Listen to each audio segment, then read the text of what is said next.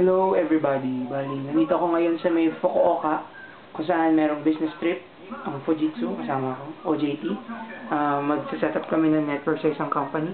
So, first time kong mag-airplane ng mag-isa, first time ko rin mag-hotel ng mag-isa.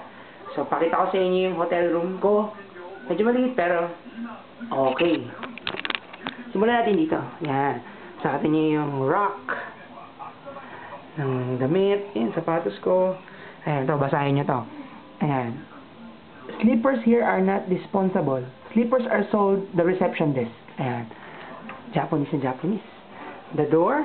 Ayan, may lalagyan ng susi. Wow, may salamin. Pang macho effect. Merong lalagyan ng, ewan ko, anong lalagyan to? Puwan yata to. Initan ng tubig. Alam mo na. Yes. At meron yung pangmasahe ng paa. Ayan. Sosyal.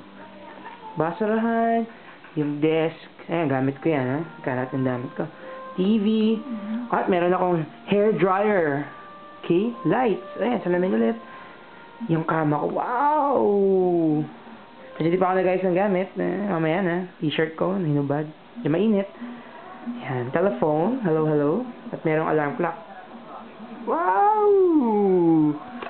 So, medyo exciting, bago. Pwede pa ako kumakain. Anong oras na?